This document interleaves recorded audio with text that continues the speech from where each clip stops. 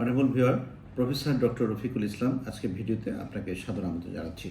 গত ভিডিওতে আমি কিন্তু বলেছিলাম আপনাকে যে সামারের একটা ব্যাড এফেক্ট আছে, যে একটা ডেট্রিমেন্টাল ইফেক্ট আছে ব্রেনের উপরে, সেটা নিয়ে কথা বলেছিলাম। এবং সেখানে আমি বলেছিলাম যে যখন একটু সামার সিজন চলে আসে অথবা দীর্ঘ মাত্রায় যখন কেউ গরম এনভায়রনমেন্টে বসবাস করি আমরা, তখন আমাদের অনেকগুলো সমস্যা হয়। হেডেক হয়, নৌসিয়া হয়, কনফিউশন হয়, মানে মেন্টাল ইরিটেবিলিটি হয়ে যায়, ঘুমের ডিস্টারবেন্স হয়। ফলশ্রুতিতে কী হয়, আমাদের কগনিশন পাওয়ারটা কমে যায়, আমরা ডিসিশন মেকিং নিতে পারি না, অনেকগুলো ডিস্টার্ব হয়, তাতে সোশ্যাল লাইফটা খুব ইন্টারাপ্টেড হয়ে যায়। এখান থেকে বাঁচবার উপায় কী? খুব সহজ কতগুলো উপায় আছে। আপনাকে একেবারে পর্যাপ্ত পরিমাণে পিওর ড্রিঙ্কিং ওয়াটার আপনাকে খেতে হবে। সেই পিওর ড্রিঙ্কিং ওয়াটারটার সঙ্গে আপনি ওরাল স্যালাইন খেতে পারেন, ডাব ওয়াটার খেতে পারেন।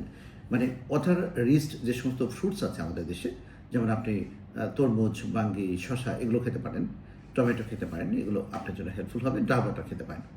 আপনি যে খাবারগুলো খাবেন, ডেইলি যে খাবারগুলো খাবেন, সেই খাবারগুলো একেবারে মানে ওয়েল ফ্রি, স্পাইসি ফ্রি খাবার খাবেন। একেবারে খুব বেশি মানে তৈলাক্ত বা ভাজা এবং বেশি মশলাযুক্ত খাবার খাবেন না। আপনি একটু সিম্পল এবং প্যালাটেবল খাবার খাবেন, যে খাবারগুলোর মধ্যে আপনার ইরিটেশন কম হয়, মানে গ্লুটামেট কম থাকে। যেমন মিল্ক প্রোডাক্টের মধ্যে সাথে যদি স্পাইসি খাবার খান, একটা মেন্টাল ইরিটেশন বেড়ে যায়। গরু মাংস, চিংড়ি মাছ, খাসি মাছ এগুলো অ্যাভয়েড করবেন। বেশি ঝাল খাবেন না, টক খাবেন না, এগুলো অ্যাভয়েড করবেন।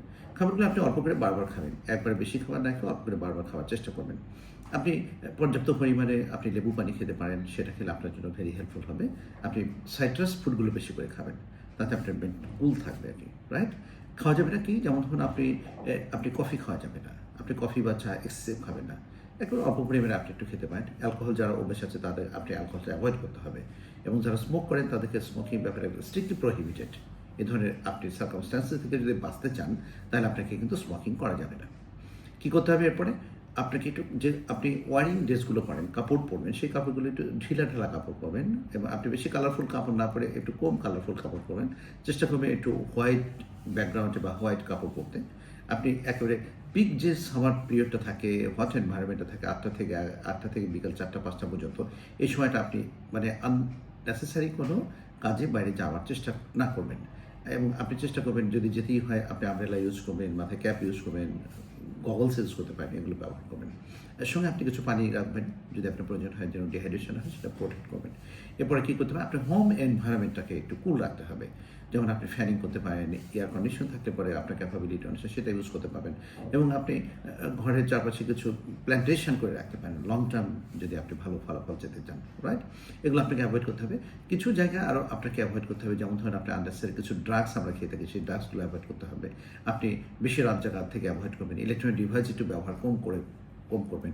এই সমস্ত সবগুলো যদি আমরা কম্বিনেশনলি করতে পারি, তাহলে কিন্তু এই যে এক্সেসিভ হট এনভায়রনমেন্টের ব্রেনের যে এফেক্ট করে থাকে, সেগুলো থেকে আমরা ভালোভাবে বেঁচে যেতে পারবো, রাইট? আবার যদি কখনো এরকম হয়েই থাকে যে আপনি একেবারে ইরিটেবল হচ্ছেনই, সঙ্গে আপনি দেখা যাচ্ছে মেজাজ ধরে রাখতে পারছেন না, আপনি মানে হেডেক হচ্ছে, কনফিউশন হচ্ছে, ডিসিশন মেকিং করতে পারছেন না, অবশ্যই আপনাকে নিউরোলজিস্টের কাছে যেতে হবে। আমি মূলত নিউরোলজি, মেডিসিন এবং পুষ্টি নিয়ে কাজ করি, এবং প্রতি মঙ্গলবারে একটা ভিডিও আমি দিয়ে থাকি সাধারণ মানুষকে স্বাস্থ্য সম্পর্কে সচেতন করে তোলার জন্য। আমার এই ভিডিওগুলো খুব সাধারণ মানুষকে উপকৃত আসবে বলেই আমি দিই। আমি কিন্তু বেশ কিছুদিন থেকে একটা কথা আপনাদের সঙ্গে শেয়ার করছি, যে সারা বাংলাদেশে হেডেক এবং নিউরোলজি পেশেন্টের জন্য আমি একটু আমার প্রচেষ্টার সর্বোচ্চ ব্যয় করতে চাই। সেজন্য আমি একটা ক্লিনিক আমি করতে চাইছি। যেমন ধরুন নাম দিয়েছি আমি নিহা, নিউরোলজি স্পেশাল অ্যাটেনশন চুরি হেডেক ক্লিনিক। আমার এই সার্বিক মানে প্রচেষ্টার পিছনে আপনার কিন্তু আমার লাগবে, আপনার হেল্প চাই, আমি আপনার কোঅপারেশন চাই। আশা করি আমাকে আপনারা হেল্প করবেন। ভালো থাকবেন।